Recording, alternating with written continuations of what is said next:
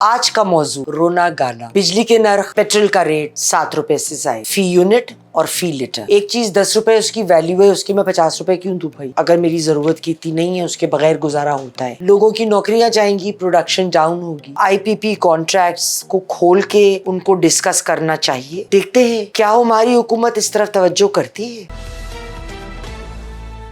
अस्सलाम वालेकुम ख़वातीन व हज़रात, मैं हूँ आपकी मेज़बान यास्मीन आफ्ताब अली, चैनल और प्रोग्राम यास्मीन आफ्ताब अली के साथ। आज का मौजू रोना गाना, यानी बिजली के नर्ख 7 रुपए से ज़ायद और पेट्रोल का रेट 7 रुपए से ज़ायद फ़ी यूनिट और फ़ी लीटर। इसकी वजह से क्या होगा? गौहर एजाज साहब जो बहुत मशहूर सनतकार हैं, उनका कहना है बिजली के और पेट्रोल के इतने मैसिव हाइक से प्रोडक्शन इफेक्टेड होगी। ज़ाहिर है कीमतों के जब नर्ख बढ़ जाएंगे, एक चीज़ 10 रुपए उसकी वैल्यू है, उसकी मैं 50 रुपए क्यों दूं भाई? अगर मेरी ज़रूरत की इतनी नहीं है, उसके बगैर गुजारा होता है। लोगों की नौकरियां जाएंगी, प्रोडक्शन डाउन होगी और मसाइल और बढ़ेंगे। अगर हम देखें, हम एक टॉपिक को ले लेते हैं इसमें से, बिजली को। इस वक्त बिजली जो है उसमें अब 30.1 पैसा पर यूनिट का इजाफा हुआ है उन लोगों के लिए जो 300 यूनिट के अंदर अंदर इस्तेमाल कर रहे हैं। जो 300 यूनिट से ऊपर इस्तेमाल कर रहे हैं उनके लिए जो रेशो है वो 34.26 पर यूनिट है और इसमें 26.2% इंक्रीज़ आया है, जबकि अंडर 300 यूनिट वाले यूज़र्स के लिए 31% इंक्रीज़ आया है। ये एक गरीब आदमी के लिए बेइंतहा महंगी छलांग है, जो लोगों के लिए बहुत डिफ़िकल्ट है कि इतना ज़्यादा वो भर पाएँ, जबकि ऑलरेडी उनको बिजली के बिल भरे नहीं जा रहे हैं। हम बात करते हैं थोड़ा सा IPP यूनिट्स के बारे में। जब IPP यूनिट्स से मुआहदा हुआ, जो गौहर एजाज साहब का तखमीना ये है कि ये करीब 2 ट्रिलियन कैपेसिटी पेमेंट बनती है 40 कंपनीज को। 2 ट्रिलियन कैपेसिटी पेमेंट, यानी जितना वो प्रोड्यूस कर रहे हैं, आप ख़रीदें या ना ख़रीदें, आपने अदायगी करनी उतनी ही है। सिर्फ एक कंपनी है जिसके बारे में हम बाद में बात करेंगे, जिससे हम जितना ले रहे हैं उतनी हम उसको पेमेंट कर रहे हैं।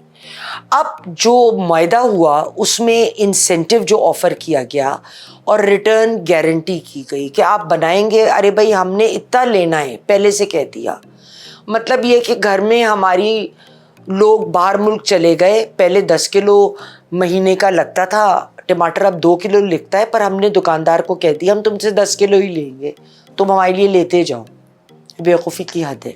एनीवे, मगर और उसको फिर उन्होंने इंडेक्स किया US डॉलर्स के साथ और इन्फ्लेशन को इंडेक्स किया US के साथ, रादर देन उसको इंडेक्स करते पाकिस्तान की इन्फ्लेशन के साथ। अब बहुत सारे जो IPP कॉन्ट्रैक्ट्स बने उनका टर्म था 20 से 22 साल तक। और ये एक बात दुरुस्त है कि जब तक आप किसी किस्म की श्योरिटी नहीं देंगे इन्वेस्ट करने वाले को कि इतने पीरियड तक उसकी इन्वेस्टमेंट पक्की है, तो वो पैसे क्यों लगाएगा? वो भी पाकिस्तान जैसी वॉलेटाइल कंट्री में, जहाँ कभी पॉलिटिक्स का पता नहीं, जहाँ सिक्योरिटी की सिचुएशन का पता नहीं, जहाँ किसी और मामलात का पता नहीं, तो उनको उसको कोई स्ट्रॉन्ग इंसेंटिव होना तो बनता है। लेकिन एक चीज़ जो मेरी इंफॉर्मेशन के मुताबिक, देखिए IPP कॉन्ट्रैक्ट्स मैंने सारे खुद तो देखे नहीं हैं, तो मैं ये तो नहीं कहती जी मुझे 100% पता है। जो एक मुतअद्दिद ज़राए के ज़रिए मुझे मालूम पड़ा, उनका कहना ये था कि इसमें चेंजिंग मार्केटिंग कंडीशंस और जो टेक्नोलॉजिकल एडवांसमेंट्स आती हैं उसका वॉल्व नहीं रखा गया। देखिए मार्केटिंग कंडीशन चेंज होती रहती है, उसके मुताबिक हो सकता है कभी मैं आपसे एक पर्टिकुलर प्रोडक्ट ख़रीद पाऊँ, कभी उतनी ना ख़रीद पाऊँ, या टेक्नोलॉजिकल एडवांसमेंट्स हो गई तो अब हम 20-25 साल पुरानी मशीनों पे काम कर रहे हैं, उनमें वेयर एंड टेयर आया, उनमें लॉसेस आ रहे हैं, सब कुछ हमारे मत्थे लग रहा है। तो वो जो टेक्नोलॉजिकल एडवांसमेंट, उसका वॉल्व एक होना चाहिए कि अगर ये हो या ये हो या ये हो, तो उस सूरत में अगले की क्या जिम्मेदारी हैं जो बिजली बेच रहा है।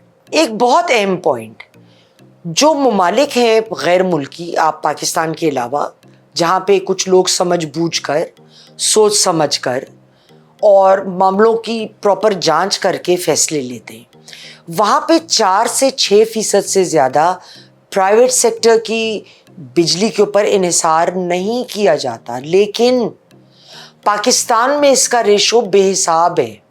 ہم بیسکلی اس پہ ڈپینڈ کرتے ہیں اور پھر دیکھتے ہیں اچھا تھوڑی سی بجلی ہمارے پاس بھی پڑی ہے, چلو یہ بھی لگا لو. اس کی وجہ سے جو پریشر ہے وہ ایک عام ٹیکس پیئر پہ, ایک عام آدمی پہ بہت زیادہ ہے.